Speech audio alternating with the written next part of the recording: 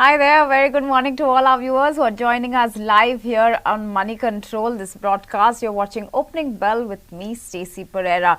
Now, the market sentiments have revived quite a bit, we would say, in the last part of the week. On Friday, we saw that good rally coming in and pretty much the benchmark snapping that 2 weeks of losses that they were looking at to turn into the green, at least on the weekly basis. So, smart bounce back that we saw. And the positive global cues too is what is really pushing this rally. We could say we are seeing this easing of US recessionary concerns that was, that led to that whole sell-off earlier. We're also seeing rising hopes of that Fed, cut to happen sometime in September. And of course, there's more stability now between the Japanese yen, which has pretty much boosted sentiment. So all of those global factors, as well as what is transpiring here in India, pretty much keeping the bulls quite comfortable on the Lal Street, we could say. But what is the kind of strategy you could adopt in this environment, and which stocks will really be the ones giving you that alpha? We'll talk about that with our experts. But before that, let me take you through all the top headlines.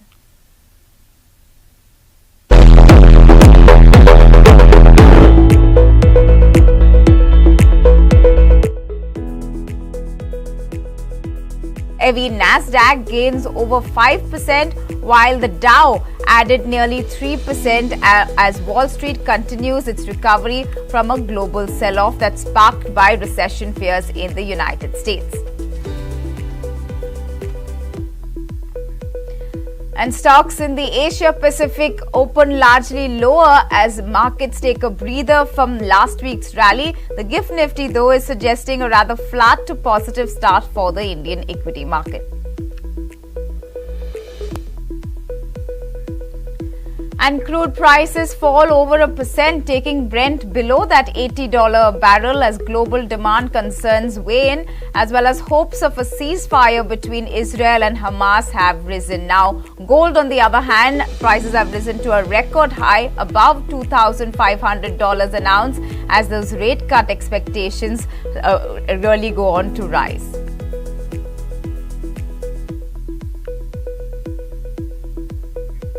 And Finance Minister Nirmala Sitharaman will be meeting with head of PSU banks later today. The minister will be reviewing key metrics on deposits as well as review performance of key schemes. Cybersecurity issues are also on the agenda.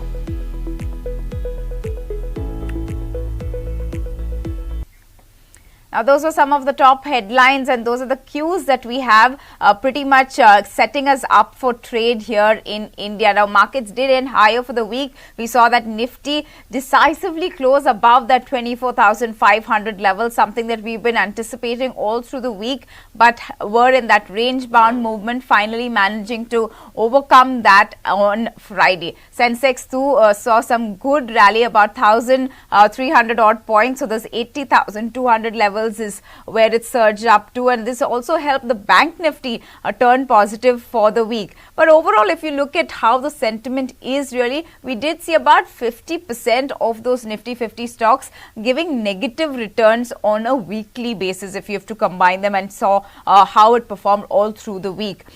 But we also did see the BSE companies gaining in the terms of their market capitalization by nearly 7 lakh crore rupees in Friday's trade alone, which is that positive sentiment that we are moving into the next week as well. And if you look at the option cues too, the PCR now has risen to comfortably at 1.31 versus the 1.14 that it was in the previous session. And remember, the increasing PCR, or the higher it goes, surpassing those 1 levels, which means that there's more selling happening in the put options rather than call options, which is firming up of that bullish sentiment, we could say, in the market. In terms of your F&O ban list, well, there are no new additions to this ban list for today, but retail in the list are about 17 stocks that continue to be there. Those are the likes of an Aarti Industries, Aditya Birla Fashion, Bandhan Bank, Biocon. From your fertilizer pack, there's Chambal Fertilizer, GNFC.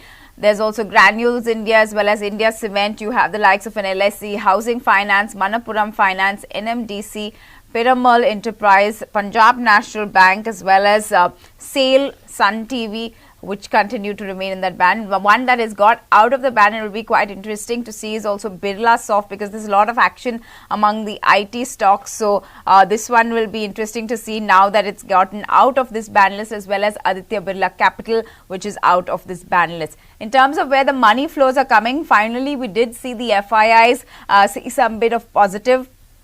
So we saw about 766.52 crore rupees worth of equities that were bought by FIIs on August 16th, whereas DIIs, as usual, doing the heavy lifting.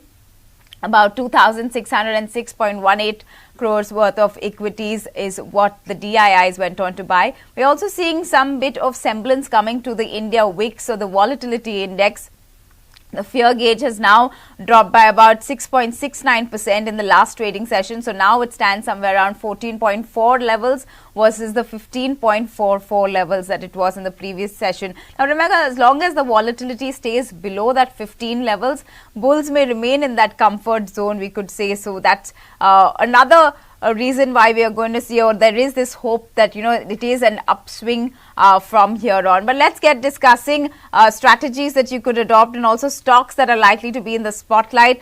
Joining me now is Aamar Singh. He's a Senior Vice President at Angelone. Good morning, Aamar. Always a pleasure to have you with us. Let's look at, just before we hit opening bell, maybe the strategy one could use, especially when it comes to the F&O point of view for the index. How are you looking at it?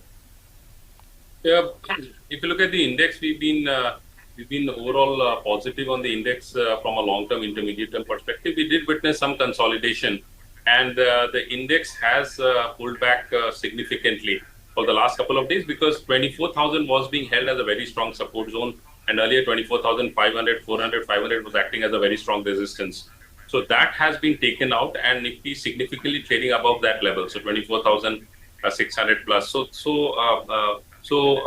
that clearly tells me that buying interest is definitely there, and some of the IT stocks have helped, some of the auto stocks have helped, and also they've done some heavy lifting in terms of some of the banks as well, like ICICI Bank and Axis Bank. There's some pullback. So overall, I would say that we are seeing some sort of a positive momentum there. The only question is that how long does it sustain? That's very important, because for that, Nifty needs to sustain over the 24,500, 24,600 zone.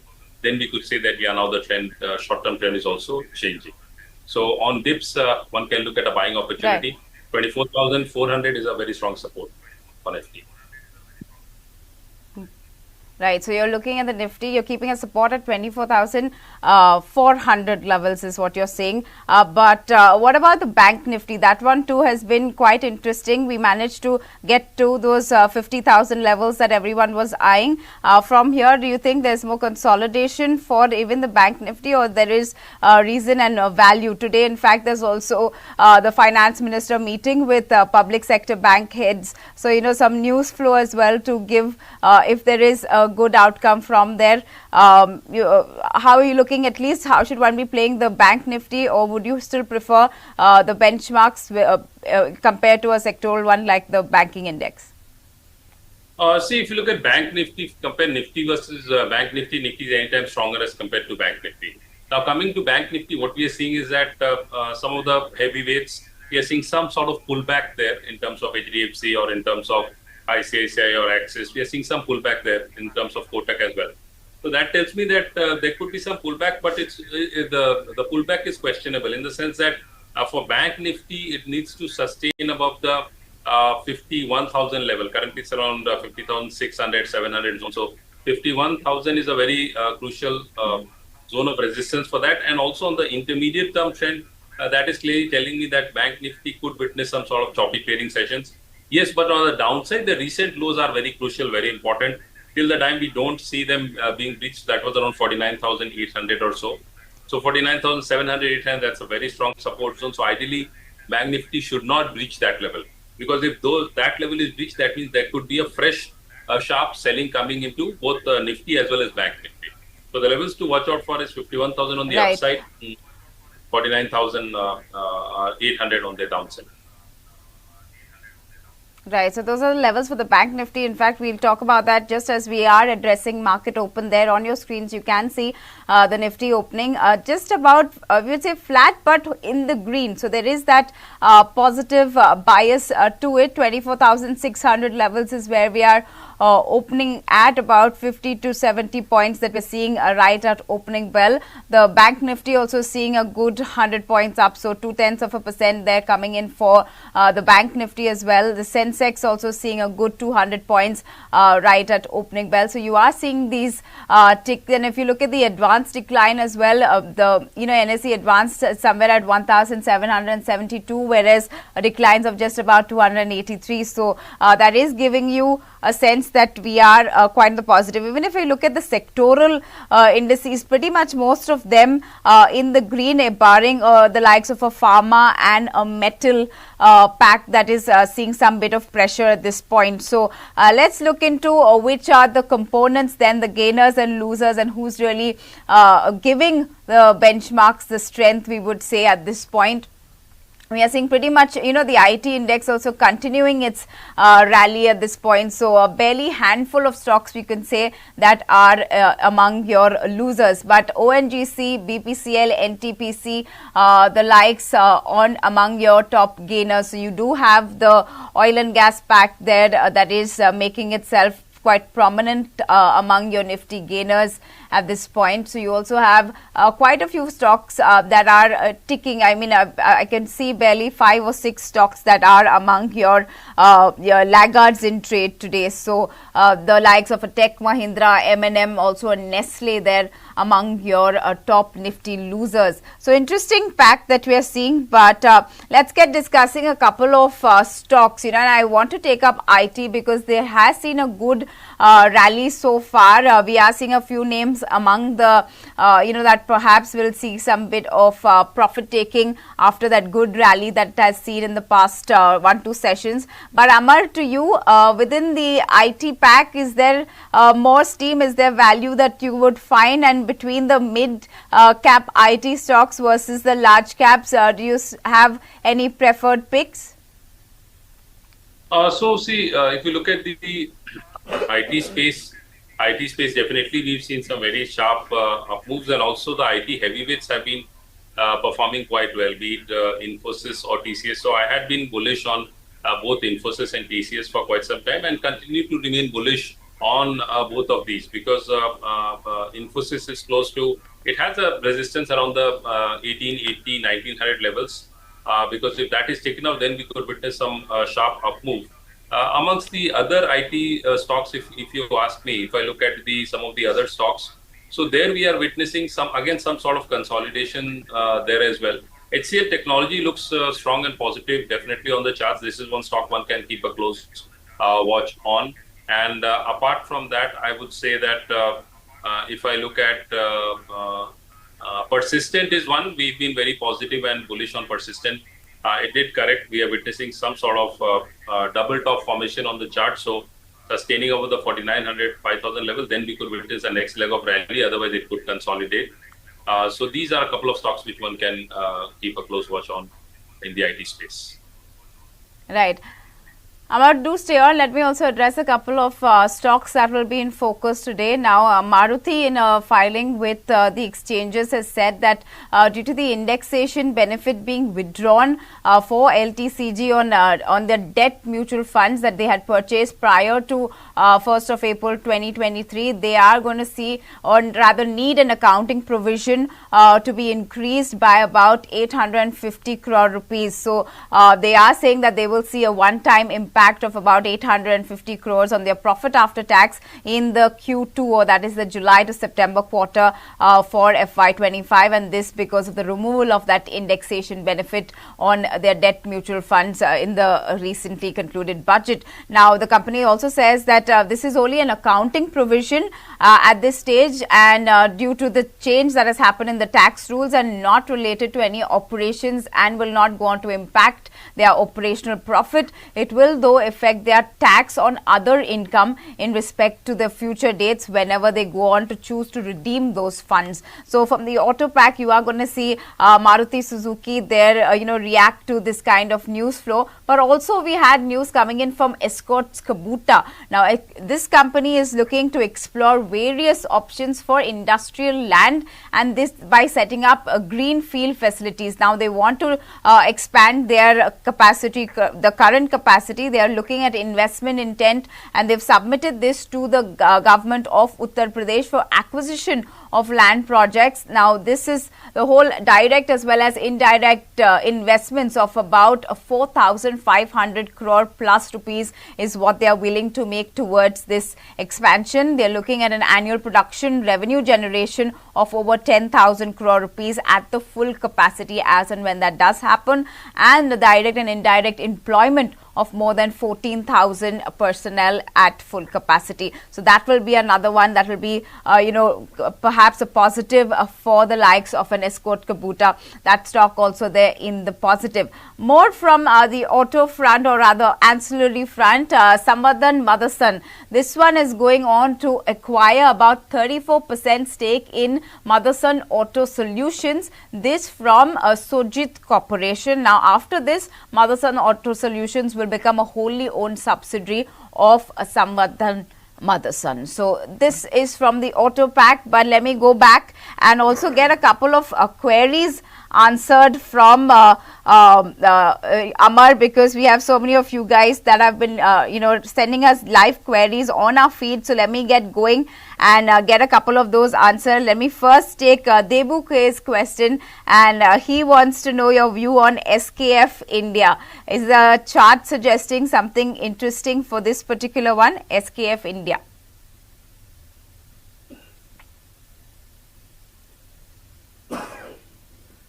Yeah.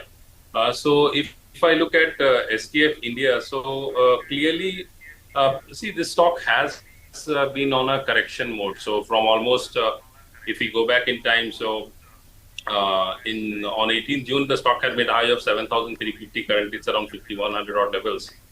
So if we look at this, the stock is approaching crucial support zone, and the current levels 5,000, 5,100. That's a very strong support zone, but it could witness some pullback in the stock. But if you ask me, overall the structure of the stock from a medium term or a long term perspective isn't really very promising. But since the stock has corrected and it's very close to support zone, so there is a possibility that we could witness a pullback to the stock towards 5,500, 5,600 levels. So from a trading perspective, one can look at it, provided it doesn't reach the 5,000 level. Reaching below the 5,000 level, then the stock could further correct. You could witness the stock correcting towards 46, 4,700 levels. So one needs to keep a watch on these levels. Right, so track those levels is what Aamar is suggesting for SKF India. There's an interesting query coming in from Peter Williams. He says that he has invested in El Cargo Logistics when the price was around 65.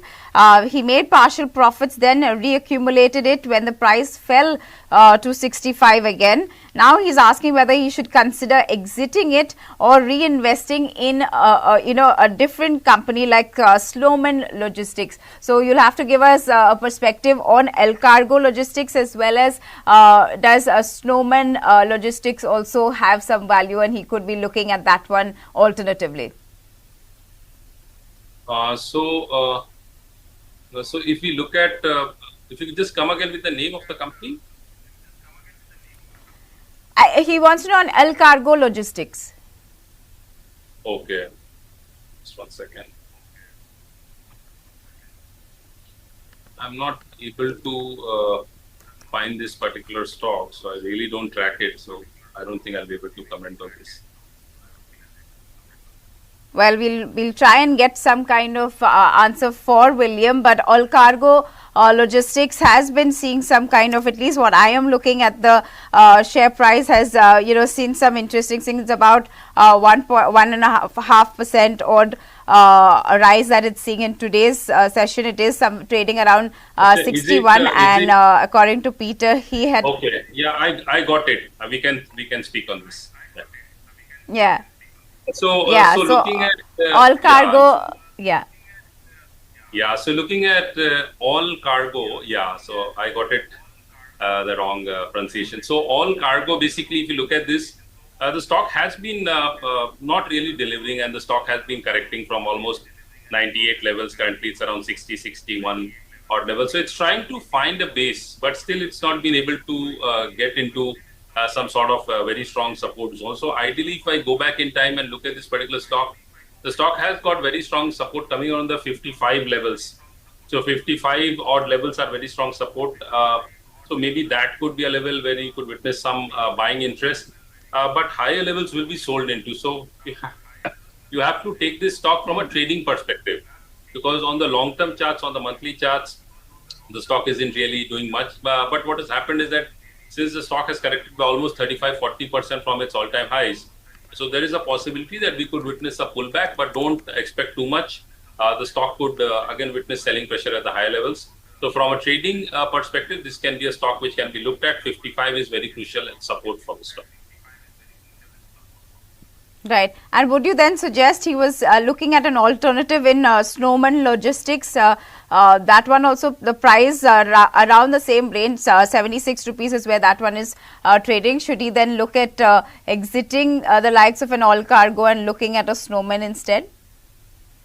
So if I look at Snowman overall, the trend is positive. Comparatively, it's stronger as compared to all cargo, because all cargo, the trend is down. So here also we have witnessed some sort of profit booking happening in Snowman Logistics. And the stock, if you ideally want to look at the stock, 70, 72, that's a good level to enter. And upside seems to be capped around 80, 85 levels. So this is one stock you can look at switching, provided you witness some correction in the stock towards 70, 72 levels. Right.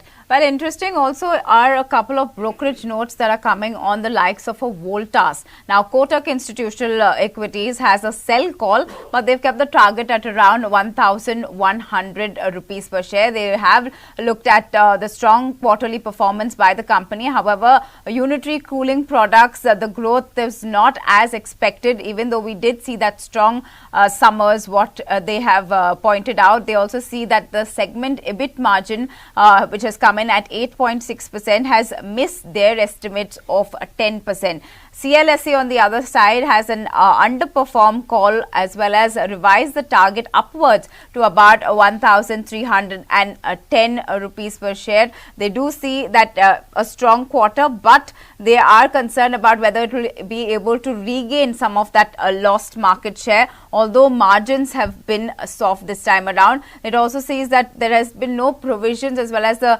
even though margins have bounced back, guidance still remains unchanged. Goldman Sachs has a sell call. Their target is somewhere around 1,310 rupees per share. They also see that, just certain segments really working out, like the mechanical, electrical and plumbing segment doing much better for Voltas.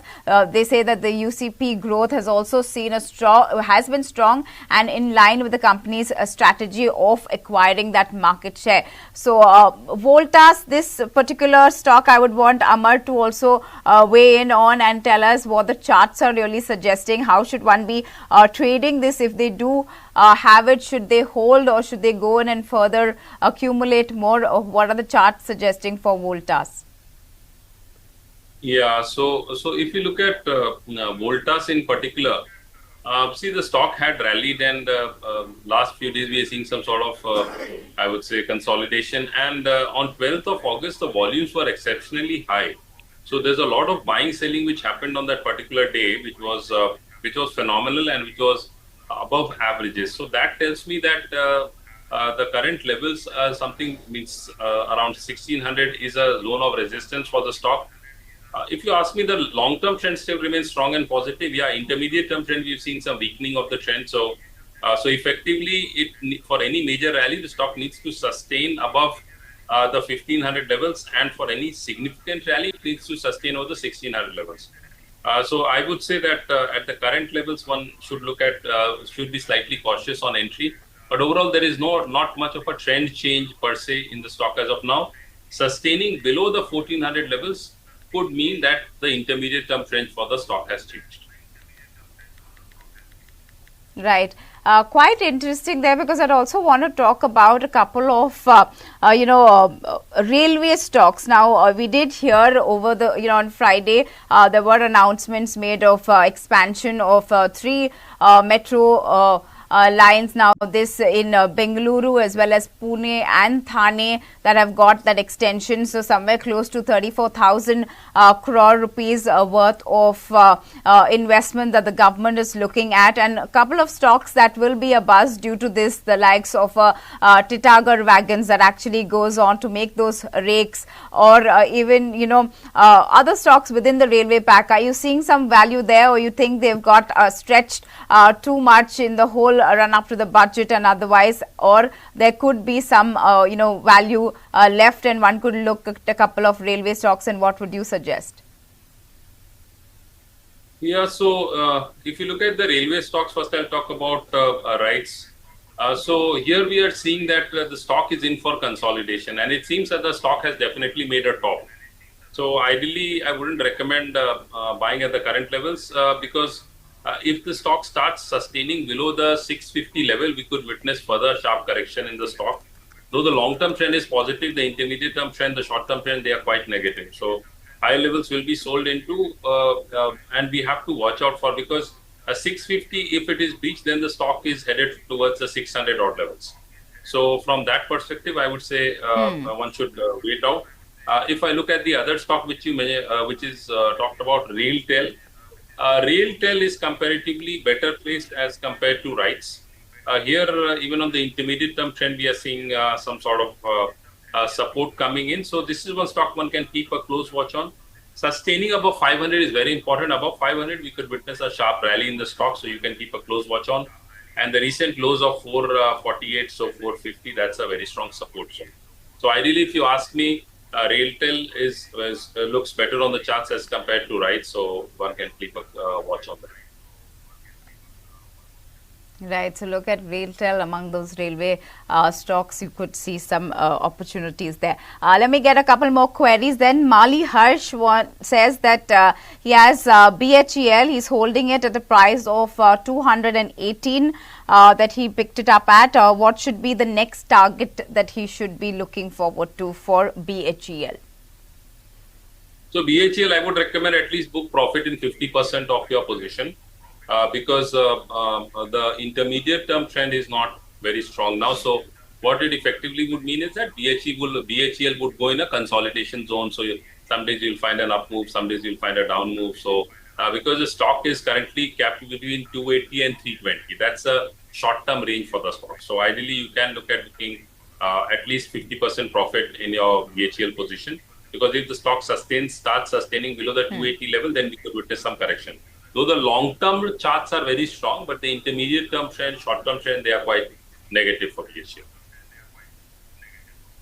Okay. So intermediate or short term is slightly negative for BHEL. So you could track those targets that Aamar just mentioned for this particular stock. Satvika Ranganathan wants to know your view on GlaxoSmithKline Pharma. So, Pharma pack also has been quite interesting. In fact, last when we did see the rally, the little bit of pressure that came in were through a couple of pharma stocks, the likes of Sun Pharma and Divi's Lab did see some bit of cuts when all the other stocks that we saw really rallying in trade. So what are the charts saying for GlaxoSmith as well as other pharma stocks? If not that, then what are the alternatives that one could look within the pharma pack?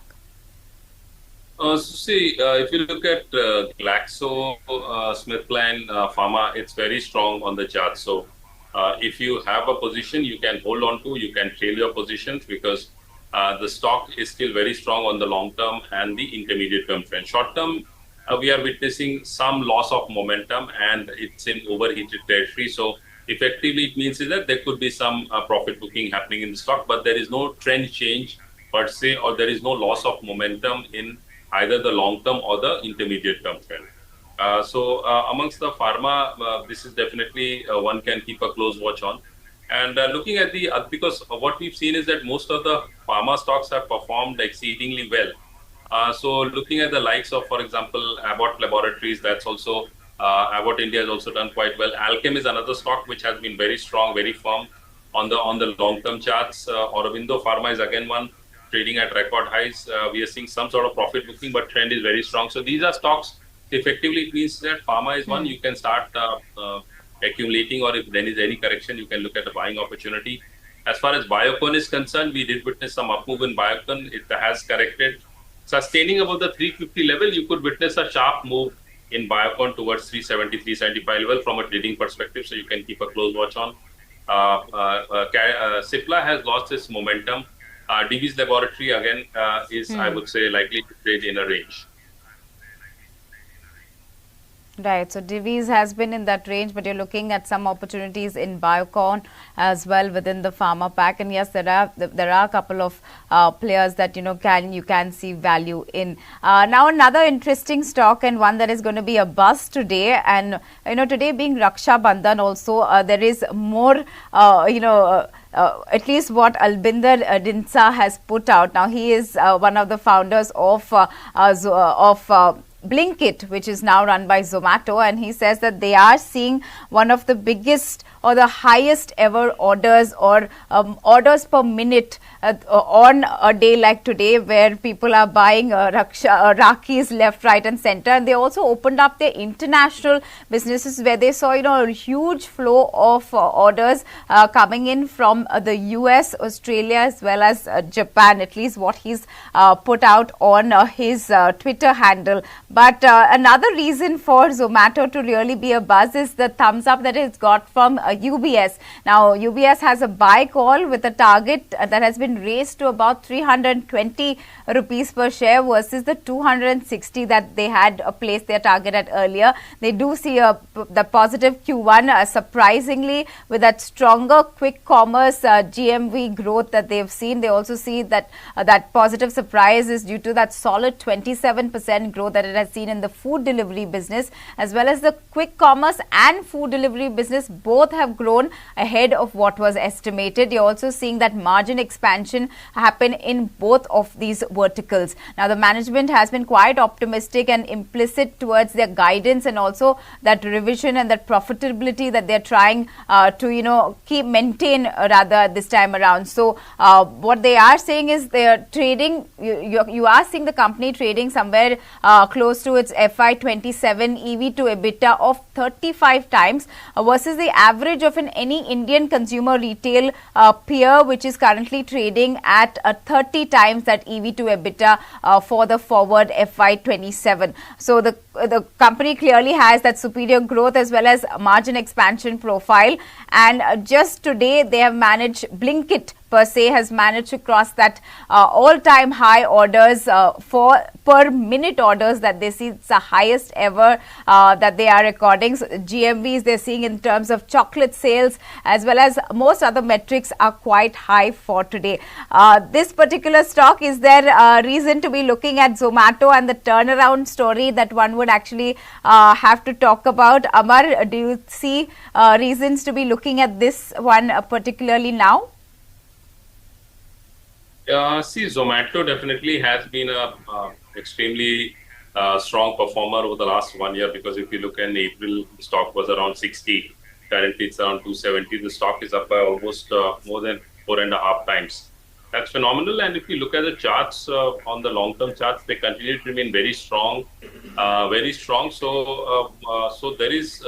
So what it effectively means is that apart from being strong on the long-term charts, on the quarterly, on the or the monthly or the weekly, the momentum is very strong. So effectively, it means is that any correction in the stock will be bought into, and the stock, till the time we don't see a trend change, the stock is likely to continue and sustain towards higher levels.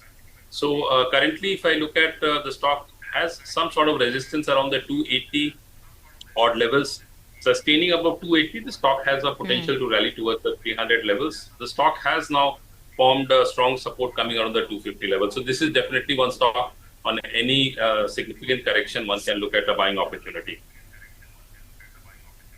Right. So track those 280 levels, and from there you can perhaps see an upside and look to accumulate something the likes of Zomato. Well, Aamar, we are completely out of time, and let me thank you here for helping our viewers with their queries. Aamar Singh there of Angelone. Thank you so much for giving your time and speaking with us this morning. Thank you. Well, markets right now are trading quite flat, but in that positive bias. But we also have a lot of action happening within the primary market space. Now, 7 IPOs will be opening for subscription this week, and we're also going to see the likes of 5 new listings that are scheduled this week. Now, the only one from the listing per se, the only one from the main board is that of Saraswati Sari Depot, and this one will be listed on August 20th. So we're going to have to see. According to the grey market premium, it is looking at a 30% odd premium for its listing. But if the market sentiment continues, it could see even more. So Saraswati Sari Depot, you can look out for that IPO on August 20th.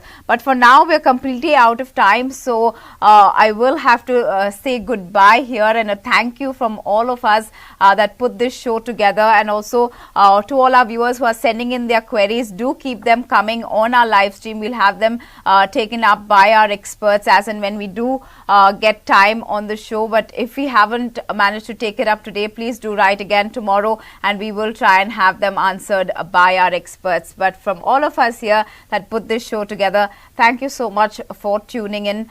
Do send us your comments as well and your feedback in the comment section below, and we'll be back for all your other business and finance updates. You know where to go. It's moneycontrol.com as well as the Money Control app. I'll see you again tomorrow.